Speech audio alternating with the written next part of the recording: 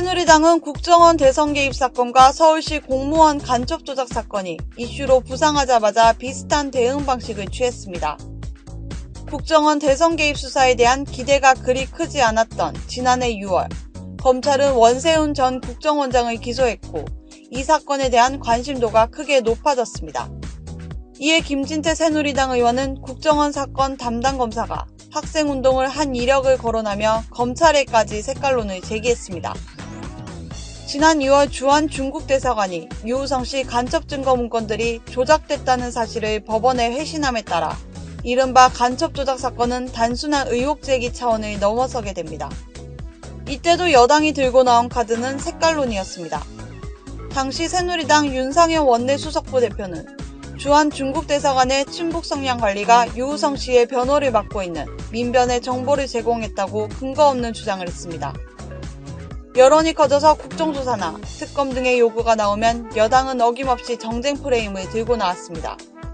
야권이 국정원 대선 개입 사건에 대한 국정조사를 요구했을 때도 특검을 요구했을 때도 여당은 정쟁 때문에 민생이 뒷전으로 밀렸다며 야권을 공격했습니다.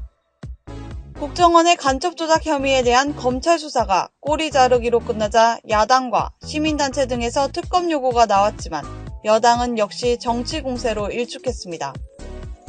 이렇게 색깔론과 정쟁 프레임으로도 여론을 막지 못할 경우 어김없이 등장하는 다음 수단은 시간 끌기였습니다. 시간 끌기의 전형적인 대응 방식은 일단 지켜보자였습니다. 국정원의 대선 개입과 간첩 조작 사건 때 검찰 수사를 지켜보자, 법원 판단을 지켜보자는 말이 여당 인사들 입에서 수도 없이 나왔습니다.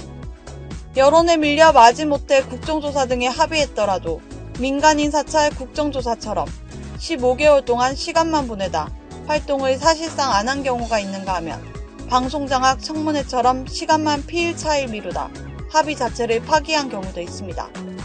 국정원 대선 개입 국정조사도 지난해 6월 여야가 합의하고 7월에 국정조사 특위가 가동됐지만 이후 조사위원 자격이나 조사 범위 선정, 심지어 방송 공개 문제로 시간을 끌다가 8월 중순에 청문회만 단 4일 열린 채 성과 없이 끝났습니다. 여당은 세월호 참사에 대해서도 같은 방식으로 대응하고 있습니다. 새누리당 황우여 대표는 어제 최고위원회의에서 세월호 참사 이후 정부 비판 여론이 커지자 정치적 선동을 하고 악용하는 정치 세력이 있다고 말했습니다. 정쟁 프레임도 나왔습니다. 박대출 새누리당 대변인은 새정치민주연합의 특검과 특별법 요구에 정쟁몰이를 하고 있다고 비판했습니다. 이에 더불어 여당은 지금은 수색에 전념할 때다, 검경 합동수사본부의 수사를 지켜보자 등의 말로 전형적인 시간 끌기 수법을 쓰고 있습니다. 국가 위기 사태에 대응할 매뉴얼은 있으나 마나였지만 정치 위기에 대응하는 매뉴얼은 치밀하게 가동되고 있습니다.